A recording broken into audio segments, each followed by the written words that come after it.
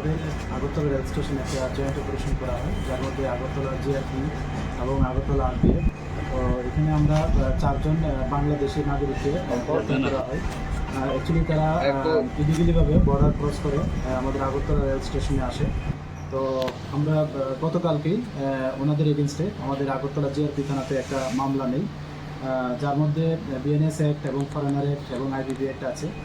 তো আজকে আমরা ওনাদেরকে মহামান্য আদালতে প্রেরণ করছি এবং তাদের কাছ থেকে কিছু স্মার্ট মোবাইল ফোন পাওয়া গেছে, কিছু ডকুমেন্ট পাওয়া গেছে এবং কিছু ইন্ডিয়ান কারেন্সি।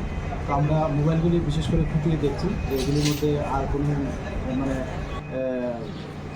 মানে কারোর সঙ্গে কোনো কমিউনিকেশন হয়েছে কিনা ইলিগালিভাবে, এবং কে বা কারা তাদের মানে হেল্প করছে বা শেল্টার দিচ্ছে আশাতে, এবং যে বর্ডার ক্রস করেছে। তো আমরা অবশ্যই তাদের আইডেন্টিফাই করে তাদের এগেনস্টে মানে লফুল অ্যাকশন নেব। তারা কোথায় থেকে কোথায় যাওয়ার উদ্দেশ্যে? তারা তো অ্যাকচুয়ালি প্রাথমিকভাবে বলছে যে এখানে তো চারজন আছে, তো চারজনের মধ্যে দুজন বলছে যে চেন্নাই হয়ে ব্যাঙ্গালোর যাবে, আর বাকি দুজন ওনারা ব্যাঙ্গালোর যাবে, এরকম বলছে। আর এছাড়াও কি উদ্ধার করেছে? না, এতটুকুই, smart mobile phone, cash currency এবং কিছু ডকুমেন্ট আর কি।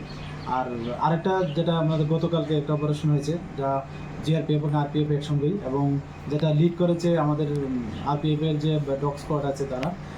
অ্যাকচুয়ালি 3টা ব্যাগের মধ্যে মতলব গাঁজা পাওয়া গেছে, যা 19টা প্যাকেট, এবং যা ওজন করলে দেখা গেল মানে 36 কেজি ড্রাই গাঞ্জা।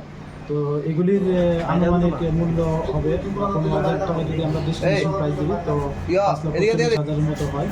আর এটা জাস্ট একটু ডিপারচার আমাদের আগরতলা থেকে যেটা যায়, এটা যাওয়ার আগ মুহূর্তে আমরা এগুলি রিকভার করি। মানে ট্রেন থেকে দেওঘর ট্রেনে? হ্যাঁ। কাউকে অ্যারেস্ট করে না, কাউকে এখনো পাওয়া যায়নি। তবে আমরা গতকালকে এটা একটা আমাদের থানাতে এন্ট্রি করে, এবং আমরা কি এটার ওনারশিপ এগুলি নিয়ে একটা ইনকোয়ারি চলছে, স্টার্ট করে। তুমি আইলে পরে 3 প্যাকেট? না, 19 প্যাকেট। 19 প্যাকেট।